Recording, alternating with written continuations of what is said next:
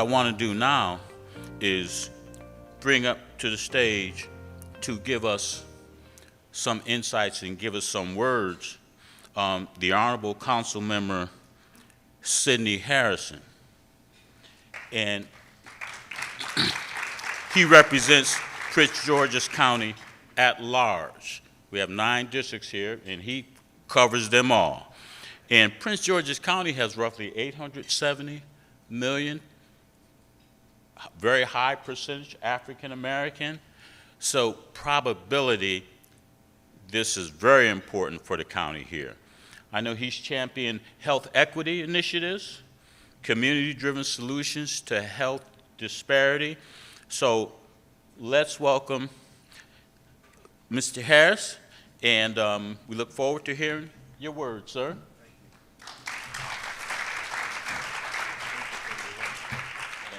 Thank you.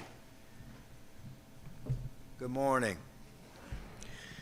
First and foremost, let me thank the APOL1 Action Alliance for hosting this event today, giving us the opportunity to come together as a community to learn, to educate, to engage, and empower each other, and to really speak about something that is affecting our community, which is chronic kidney disease. And I want to thank Ms. Sharon Rouse for her advocacy right here in Prince George's County. Yes, that deserves a round of applause. I had the opportunity to meet Mrs. Sharon Rouse back at Riverdale Baptist in 1988. And just 2 young kids in the 8th grade didn't realize how life still brings you back together to make a difference. Sharon's testimony is a direct inspiration to us all, but in Prince George's County in general. We are a community of 88.89% persons of color in Prince George's County. We are one of the most vibrant communities in the United States of America, where our diversity is our strength, but yet we have our own healthcare challenges amongst us.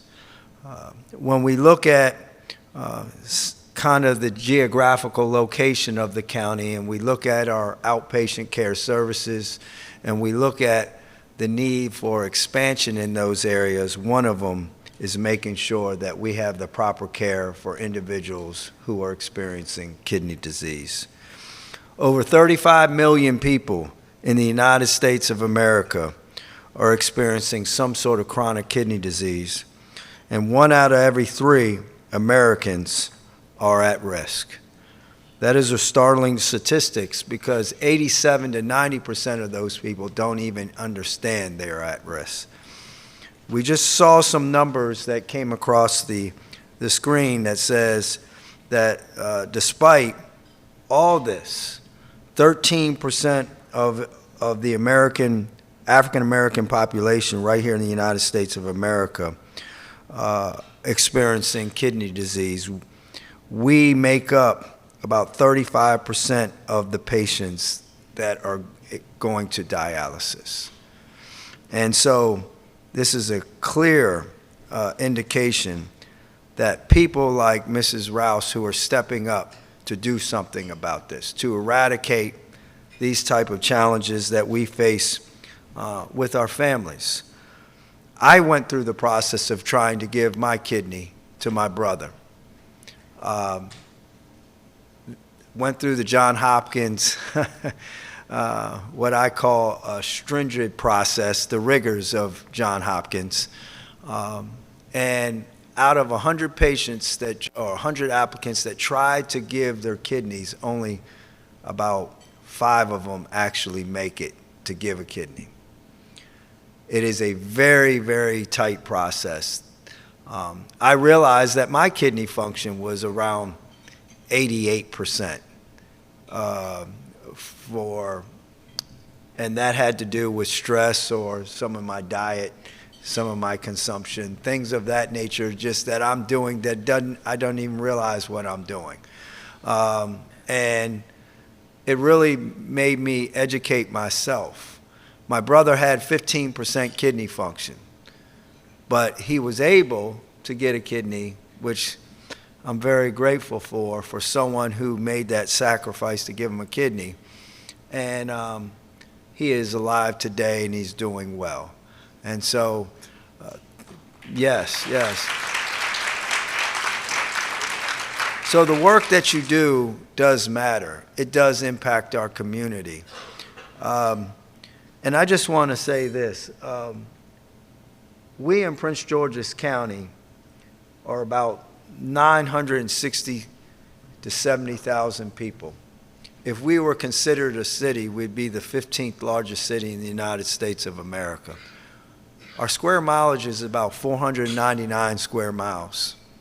And yet, there's about 100 to 140,000 people, residents, living with kidney disease right here in our county alone.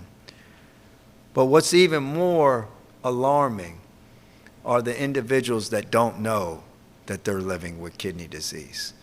And so we, as a legislative branch, the executive branch, the judicial branch, working with our state and federal partners to expand the access and quality of care in Prince George's County is so important. So the work that you do to help us get and maintain that access, to make sure that we have equity in our community, because we have loved ones that we care about, our family members, our neighbors, our community members that we want to see, but they are dealing with some challenges because of the healthcare infrastructure in our community. And so you are the trailblazers and the innovators that strengthen our healthcare system.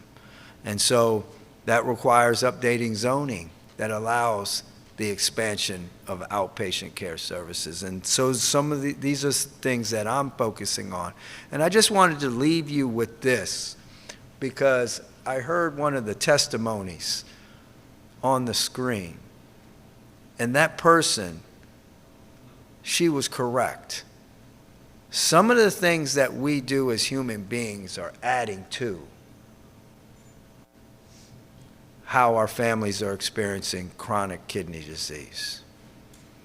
Right now alone in Prince George's County, when you think about cholesterol, high cholesterol, diabetes, high blood pressure, things of that nature, one of the things that we need to eradicate and create more healthy standards in our community is that Prince George's County leads the state of Maryland in fast food saturation. Out of 3,141 counties in the United States of America, Prince George's County ranks in the top 23. So when you look at healthcare outcomes and healthcare disparities, when we're a product of our environment, we're adding to the burden that's already been placed on us. And so we have to do more, and we have to be very mindful to really understand and educate and engage and empower one another about how all these sectors come together to move our community forward. And it starts from organizations like this today. Thank you for giving me the opportunity to speak.